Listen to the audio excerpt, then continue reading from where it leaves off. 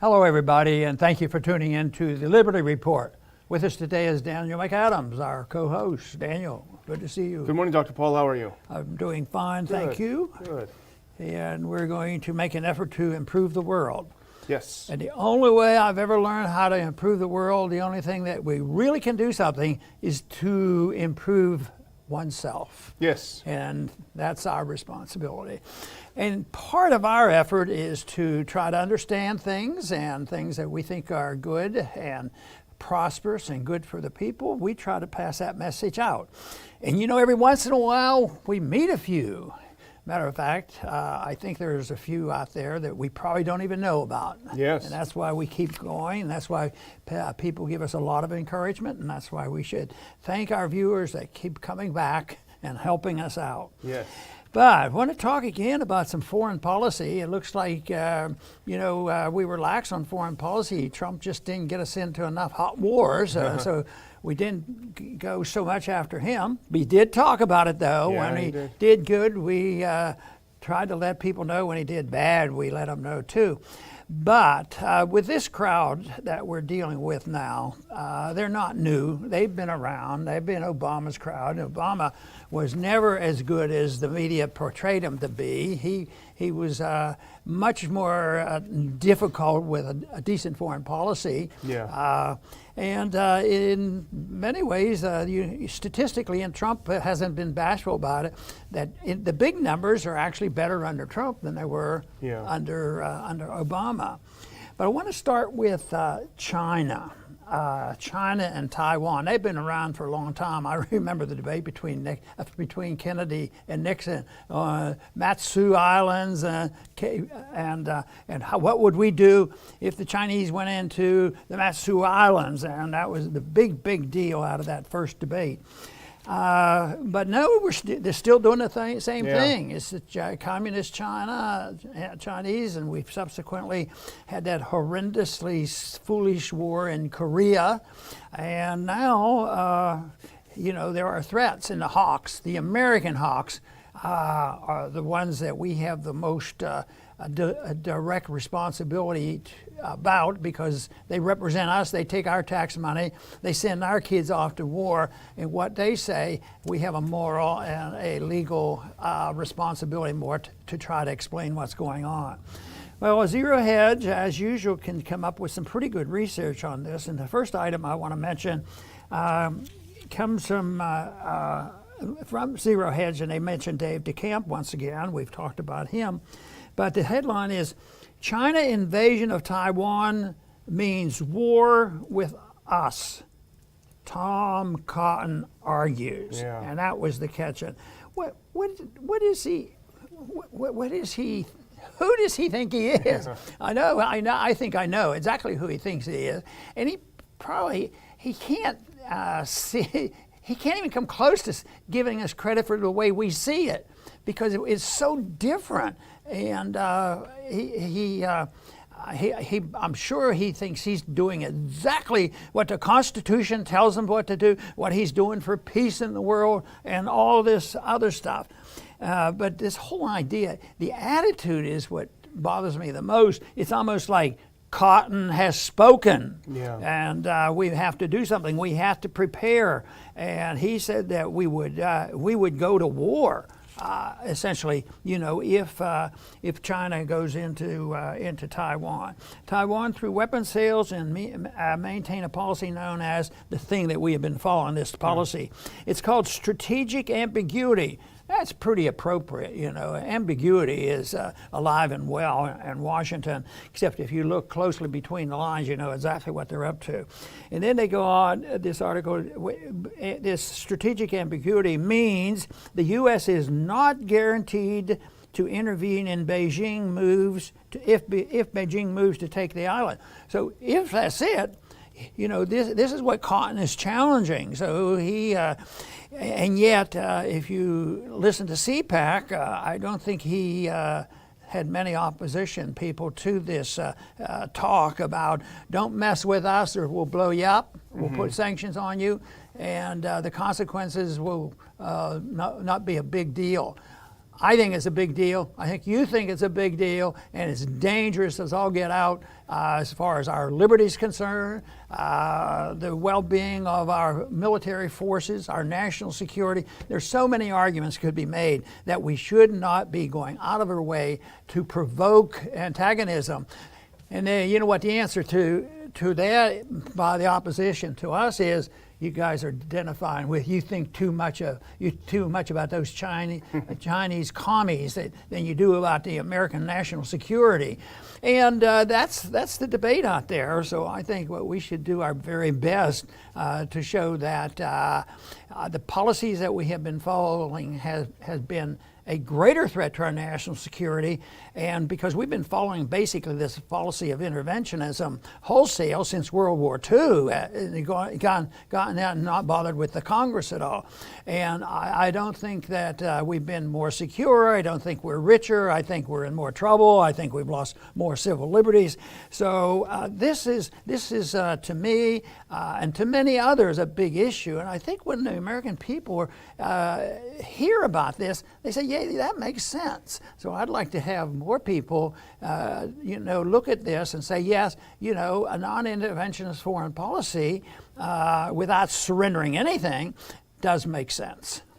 Yeah, and we should be clear, that Tom Cotton is not the administration, but it's Washington. And what Cotton is trying to do, what Republicans are trying to do, and we see this a lot in CPAC, and we see it a lot in right-wing rhetoric. They're trying to take advantage of the perceived weakness of the Biden administration on China, which I think is bogus. I don't think it's true. But the perceived weakness of the Biden administration on China because of some of the activities probably of Biden's son, and use that as a wedge to push Biden into a more hawk-like position on China. Again, I don't think it's going to take a lot of doing to make that happen. But the issue that we want to point out is that Biden is in a vulnerable position, and that leaves Cotton open to help making policy, which if Biden follows, of course, then he is to be blamed for. But I do agree with Tom Cotton on one thing, Dr. Paul. Ambiguity is not a good thing. We should be unambiguous, and as you say, right, unambiguously non-interventionist. But here's what Cotton's proposing. As you say, make it crystal clear that the U.S. will go to war with China if China invades Taiwan. And I think we should stop and take a breath. And after hearing of this knuckle dragging, and saber rattling, what does that actually mean? That actually means that Tom Cotton wants us to have a nuclear war with China in which millions, maybe billions will die, maybe destroy the earth because China's invaded an island 8,000 miles away. And not only that, he wants to, and this is Dave DeCamp, it was originally in antiwar.com, he wants to expand the red lines for a U.S. attack to include China seizing disputed islands. Some of the islands claimed by Taiwan, China says they're ours if they take it. Or also a Chinese invasion of regional ally like India. There have been a lot of skirmishes on the Chinese-India border lately. It's easy to frame it as if it were Chinese aggression, and that's what they would do in that case. But I'm going to do a couple of quick tweets from Cotton to set the stage, and then I'll toss it back. If we can do that first one. This is him just a couple weeks ago. This is what he's saying. We're not quite there yet. We're going to put it on here in a second. But the issue of China, again, the Republicans are trying to force Biden's hand, using, of course, also bogus claims over Hong Kong and Chongqing. But I think we do have that clip now. Here we are. Here's Cotton. The Chinese Communist Party has lied, stolen, and killed its way to the top. America needs a plan to beat this new evil empire. Here are a few of my recommendations. It's blah, blah, blah, blah, blah, blah. But here's one that caught my eye, Dr. Paul. Let's look at the next one. I think this kind of gets more to what he's really thinking. In order to win the tech race with China, we must return federal research and development spending to Cold War levels and pair this surge in R&D funds with strict controls to ensure U.S. research does not flow back to China. I think this is what he's really getting at. He wants to spend a ton of money and get a little bit of kickback from the people who are going to get these contracts. Do you think they'll be involved in passing out money to politicians? One of the reasons why, the place where they build these weapons is not always in one state. It's in every state. Every state. Everybody gets a piece of the action. So every member of Congress gets under pressure. You can't vote against what's jobs in your district. But, there's an economic factor here. A quick reaction to this might be, well, you know, our economy is not as strong as they claim. The debt is eating our lunch, and there are a lot more people suffering, from our economy and the foolishness of COVID, and therefore we can't afford a war. But that response is a little more logical than you can tolerate, because it doesn't matter. The opposition is going to reason the economy is going to pot, and we're in a mess. The people are disgruntled, and they're even arguing about whether we should be socialists or not. He said, but that's the reason we need the war. The war will stimulate the economy. It will distract the people from these events. So the whole thing about the economy, it can be used either way, which it shouldn't be. We should be talking about how we develop a system where the people here have the maximum amount of freedom, where they have responsibility, and where we would have the maximum chance for peace and prosperity. But that's not on the highest agenda for a lot of other people. And what this shows is Tom Cotton is just like his Democrat counterparts, as much as he'd like to say that he is so different, because he supports welfare. He just supports welfare for the rich and the well-connected in the military-industrial complex, because starting a new Cold War and R&D with China is basically welfare for the wealthy and well-connected in Washington. But we went into three hot spots, and again, Biden doesn't get all the blame for the China one, but hopefully he plugs his ears and doesn't listen to Cotton and the others. But the second one, Dr. Paul, I'll hand it over, is Ukraine, and that is heating up, I have to say. Yes. The Pentagon has announced it's going to, they got appropriations last budget. They have the money for $125 million of military aid to the Ukrainians. And, we own them, so we have to take care of them, and they get their dues in their alliance each month, and they were getting a lot of weaponry. One thing that I'm interested in, and maybe you'll know the answer to it, because they said they have to do what we tell them, and their military is not what we want. We want them to be better prepared, so they're talking about defense reforms. And if they don't do what we tell them, we might not give them as many weapons as we're giving them. So this is a big deal. And I was surprised that since 2014, when we participated and promoted their coup, they've received over $2 billion. That's not chicken feed. Yeah. Except, lately, $1 billion here and $1 billion there isn't very much anymore, because now pretty soon we'll be sending out $1 trillion at a time at a clip. We spend it at the clip, and the deficits are going up a clip. But this is a big deal. It's control, and I think we act like we do own it. And eventually, there'll be a lot of complaints, mainly because there's a few people in Ukraine that they're not exactly enamored with American occupation.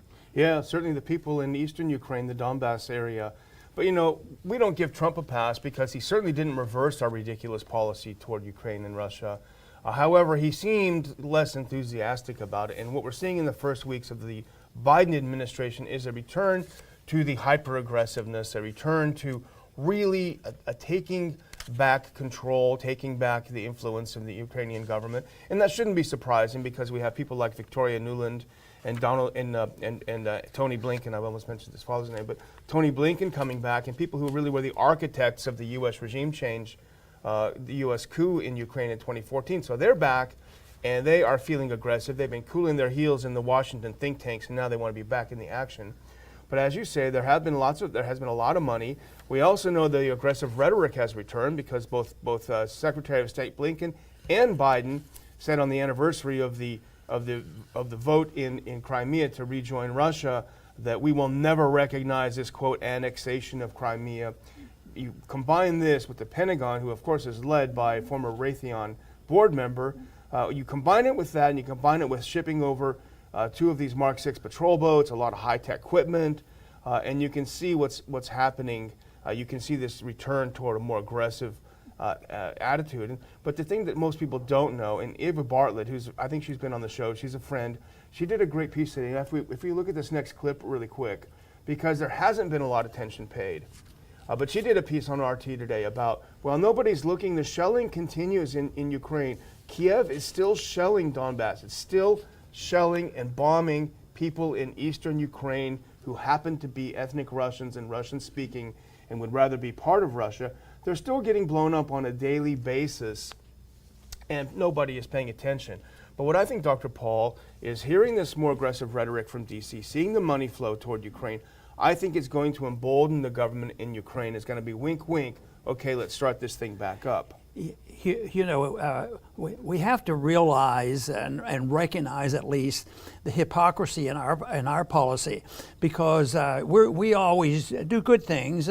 We take over countries because we love them and we want to take care of them. It's never for oil. It's never for weaponry. It's never for us occupation. But I bet we'd have a record. I don't even think this should be a debatable issue. The United States probably has been involved in military coups with the use of our CIA and other agents more than anybody else. And we already know that there's numbers cited by the establishment that we have some troops of sorts in 150 countries, and our CIA is very much involved. So that is the connection between the military-industrial complex and what we do with our foreign policy. But I get to thinking about, just think of the coup attempt on January 6th. That was a rather messy coup, and of course it was stretched. It's sort of like Russiagate was another story that was exaggerated. But when you hear it incessantly on a national broadcast, people come around to believe in it. It takes a long time. It took about 3 years to try to convince probably the majority of the American people that it wasn't exactly as it's been portrayed. And still, there's a lot of misinformation out there. And right now, this whole thing is that this all came about because we participated in a coup. This is one example where, when the Soviet system broke apart, it was hopeful that there would be a lot more peace and there wouldn't be this East-West fight. But it was the United States that was first to start moving weapons on the Russian borders, and putting weapons into Eastern Europe, and a lot of them didn't even want it. Yeah. And they still object to it, but the pressure was the financial pressure and other things. But that's why it exists. So we never really got the peace dividend. That doesn't mean that the world was better off during the Cold War. I thought things were pretty dangerous then. But I think we should recognize that we did not achieve what we could have, and that we should think that through. So try to make that our goal once again, rather than saying that the world has to be divided, that we have to have the Tom Cottons of the world prepared and put them in charge of military units and bombs and all kinds of things in order to make sure that we can suppress the Chinese onslaught and the Russian onslaught. And that is with the full recognition that they have problems and they're not angels, but the people who should be reigning in them is first the people that live in that country. If it's Ukraine, maybe it's the people there that should have decided. And that is what should be done, or at worst, a next door neighbor. If there was an insurrection on the border, we can't even handle our border, and yet we're telling everybody else about exactly what kind of borders they should have. So I think this whole idea that we work with the ownership assumption that we have ownership and responsibilities, and they always paint it in very humanitarian terms. Just think, look at what we did for ABC. They're so much better off, but that doesn't mean that without our interference, they might not have achieved more. And these so-called experts don't know even anything about what's happening in our own country. They always get it wrong. So how can they know about the complex things overseas? Well, the third sort of hot spot that we want to look at today is Iran. And when we say Iran, we mean the greater Middle East, we mean Israel. And the main thing that happened, we saw something on antiwar.com, is that Prime Minister Netanyahu is at it again. He he is putting Biden in a box because Biden ran on the idea that, hey, we're going to return to the JCPOA, the Iran deal. We're going to return to diplomacy. We're going to stop this confrontation. Trump's maximum pressure policy was a maximum failure, which it was. He was totally correct. But now that he's in there, he's singing kind of a different tune. And I think Netanyahu is enjoying, putting the fork in him. But here's the situation. We have this ship, the MV Helios Ray, which last week was claimed that it was hit by a mine. And of course, Netanyahu said, it is indeed an Iranian act. That's clear. No evidence. You don't have to put out evidence these days, Dr. Paul. That's old-fashioned. But no evidence. But he threatened to strike Iran in retaliation for this. And that, of course, would possibly, although at the same time, Israel strikes Iranian-backed troops in Syria almost on a daily basis, but that's okay. That's no problem. But what's interesting about this, it hasn't been proven. We don't know. Maybe the Iranians put a mine on it. Maybe they did something like that. There wouldn't be any benefit other than to tell them, hey, we can still mess you up here. However, it's kind of interesting. The ship didn't sink, and not a single person on board was injured. Not a single Israeli or whoever was on board was injured, this Israeli ship. So you do have to wonder, maybe was this a false flag to get the tensions up higher, to open the door to evoke some sympathy from the U.S., because the Israelis are not dumb enough to attack Iran on their own. They know they've got to have some backup to do it. So those are questions that remain unanswered. Right, and I think what I see there is stirring the pot. Another place where they can stir this up and the antagonism builds. And, that got into news, and it'd be interesting to see what the perceptions are. Most Americans probably didn't hear about it. The others would, accept what they've heard on the television, and it would not be fair and balanced. And besides, that's the kind of thing that should be worked out, and the kind of thing that we don't know exactly what happened there. But one thing for sure, it's not enough to start blaming and deciding major decisions on what to do that builds the antagonism and increases the chances of a false flag or something happening. But one thing that was not in the evening news, which gets to me, there's two things that bothers me about the Middle East, and I have to say this carefully because I have not decided to defend one side and not the other, and that has to do with the Palestinians. Mm-hmm. And I don't think I have a right to know about it and influence it. And if we're using our troops to do certain things, yes, I do. But basically, the conflicts over there should be settled more locally. Yeah. That's what I think. But there are two pictures that I've seen out of the area that bother me. One, I shouldn't get upset because it's just a tree. When the trees are bulldozed over. The olive trees, yeah. The olive trees, and they're, hundreds of years old, or long, or many hundreds of years. And it's just so fantastic about what that is. And the bulldozers come in, and then there'll be more settlements there. But also, there was a picture this weekend. I don't know how much attention it got, but it was a Palestinian who was standing in front of his house that was blown up. And I think he said it was the fourth time that it has been blown up. And where is the fairness and where is the compassion, and did we contribute to that in any way whatsoever?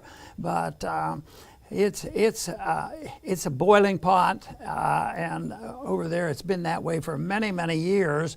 And I guess there's no easy thing, but our foreign policy has been involved very much, and I don't think Trump did a whole lot there to help it when he identified strong the antagonism toward Iran, and also with how he worked with Saudi Arabia. The American people are much further ahead. Trump has a lot of support out there. He actually could have convinced a lot of Americans that maybe we shouldn't be bosom buddies with Saudi Arabia and some of their antagonism. But anyway, it's a hot spot too, and it's not over. And I don't know when we expect or when we can say optimistically, maybe next year will be better. I would say maybe next year it could be worse, and we ought to be cautious what we do. And what you've always said is it's not our position to tell the Israelis what they should do. It's not our position to dictate policy, but at the same time, it's not a moral position for us to underwrite and subsidize what we consider abhorrent behavior. Right. So the key is leave the Israelis alone, but also stop sending those checks over there every year. That would be probably very helpful. It would probably encourage them to find some way to find a solution. But I think you had a couple of other things. Yes, this was one, I saw this, sent it to you, and I think you were, your reaction was about the same as mine. And that had to do with Berkeley. Yeah. And I sort of like Berkeley, and you do too. I think you went to school there. How did you ever get on my staff? But I'll tell you why, because when I went to Berkeley during the campaign, I was very pleased because people warned me, this is a bad place. They're going to boo and hiss you and all. And it turned out in that particular campaign effort, it was my best turnout. And there were a lot of young people that were open-minded to listen to the message of liberty. But anyway, this comes from Berkeley, and it comes from the teachers union chief. Of course, most people know that the schools lockdown in California has been worse than ever. And the unions have been blamed, and they don't hide from that. They say, all we want is safety, and the teachers want to be safe, and we have to protect the children. Of course, the children don't even get infections, so that was a bunch of baloney about it. And yet, somebody found out, and I don't think the president of the board, the school board, the teachers union, wanted this to be known, because he hauls his kid off to a private kindergarten school and avoids the whole mess for his family. That's sort of like sneaking out the back door and going to the restaurants, and nobody else can go to a restaurant to eat. And that has happened in California and every place else. That hypocrisy is something that it's thank goodness people are still sick of hypocrisy, because in a way it's a lie. What they're doing, they're lying to themselves, I guess, but they're really lying to the people, and they're pretending to be saints, and they run on these glorious, wonderful platforms, and yet they're out there sticking it to the people that they expect to keep them in office. But maybe things catch up to people. I understand that the governor of New York is under a little pressure these days. Well, he may actually benefit from this, because what they don't want, they'd rather see him thrown out of office for his bad behavior toward women rather than for killing a few thousand old people, right? Boy, so that may be a compromise. But I just wanted to say one thing about the hypocrisy. You're right, it's lies, but it also shows the level of contempt that the elites have toward the people who put them in power. The level of contempt, because it's not only this Berkeley teachers union, but it's Newsom himself, the governor. Remember, he won't let any of the kids go to public schools in person, but he takes his kids to private school where they get a private school education. He does the exact same thing. So I agree with you. I think, unfortunately, we're not going to win the argument with our logic, but if we may win the argument by pointing out the hypocrisy of the people in charge. Okay, I have one more little one. Okay, and then I have two little ones. Oh, you have two little ones. Okay, I'll finish my little one because I'm going to have you make a comment about it. And the title here, it's also from Zero Hedge. Secretly, Biden's foreign policies are Trump's foreign policy. Could that be true? It's Washington. So and of course, we believe they are similar. A little bit of variation. Players change, attitudes and personalities change because, but policies don't change. And when it comes to the military budgets and the foreign policy, and we mentioned it yesterday, on Syria. It's a little bit different, but it's still the same principle. So the principle, we want to draw a line differently. We don't want to draw a line which is in the middle. We move a little bit this way, a little bit that way. We need, a little bit better understanding or better people. It's not that problem. The problem is, do you believe in military intervention overseas as a foreign policy of interventionism, or do you believe that you should be a sovereign nation and set an example for how the world should treat us and how we would treat other people? And that to me is the big question. And and even when I was out during the campaigning and would ask young people that, they always favored the non-interventions policy because they also knew and understood when I would make the point, who do you think's paying for this? Once they understand a little bit about inflation, people do pay for it, and eventually it's the people who don't benefit, and there are profits in there. And somebody once said, a famous journalist said, war is a racket.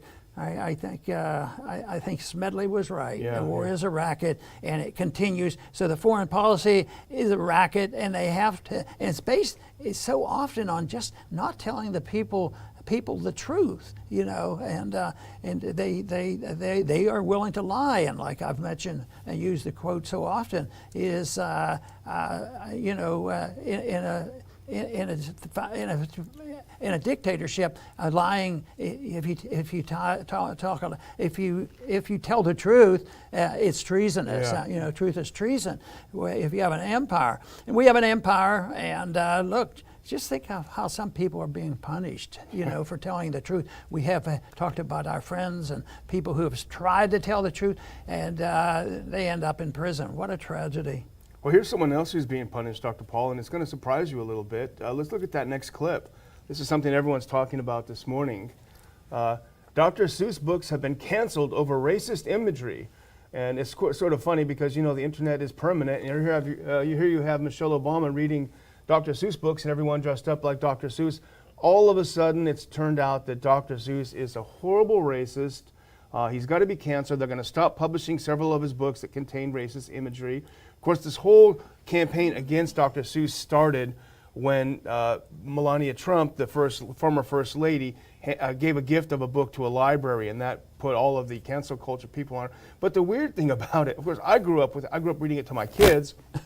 The weird thing is that Ted Geisel, who is Dr. Seuss, he was a lefty, a notorious lefty, who wrote many books with anti-discrimination themes that you shouldn't, because if someone looks different, you shouldn't hate them. Also a lot of environmental themes. Horton Hears a Who was an environmental theme. That doesn't count. When the left starts eating its own, when the revolution consumes its own, that's it. And that's what's happening to Seuss. So if you have your copies, hold on to them because they're going to be hard to come by.